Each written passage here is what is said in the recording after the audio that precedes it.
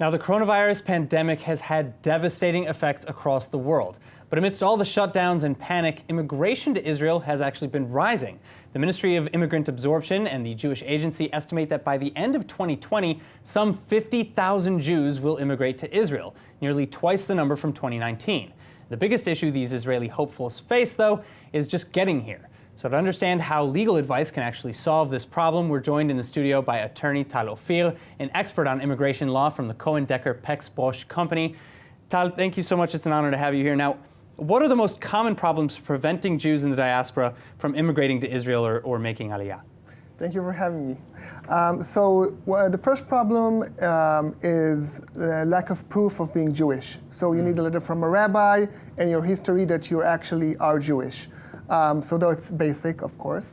The second one is something that's called danger to society. If, God forbid, you have a criminal record, then the criminal record is examined by the Ministry of Interior, and they establish whether you are dangerous. So like minor criminal offenses, maybe they'll overlook? Well, a DUI might be overlooked, but something that is along the lines of embezzlement or things like that, that's going to be a problem. Sure. So the factors that are taken into account are the severity of the offense, the time that was that passed, the time if it was a sentencing of prison, there was their prison time, etc., etc. So how can you, as a legal advisor, help people kind of overcome some of these obstacles? Well, first of all, if you want to avoid the red tape that is involved sometimes with aliyah application, it's good to consult with a lawyer. Sure. We offer the service of avoiding the red tape and just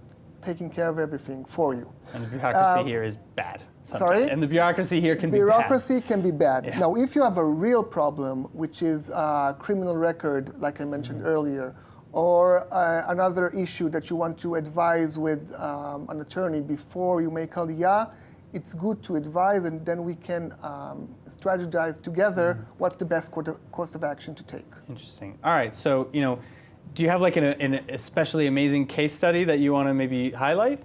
Well, we had an applicant for aliyah that was refused based on a case of embezzlement that was back in the 80s, if you believe it or not. He spent 5 years in prison, but that's a long time, and he was still refused. So what we did, we took this case, we brought it to court, and eventually the application was accepted, and they're now very happy and are waiting to arrive to Israel. All right, so what are some of the best tips that you can give aliyah hopefuls who want to start the immigration process to Israel?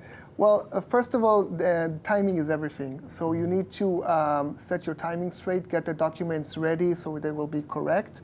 And if you have any sort of questions, do the proper investigations first, inquiries, preferably with a lawyer, but you don't have to take a lawyer if you don't have any issues you want to consult with. Basically, that's it. All right, well, I'll tell everybody who's watching at home as well, if you want any more information about this, please contact the law office at lawoffice.org.il/EN. Tal, thank you so much for being with us. Thank you.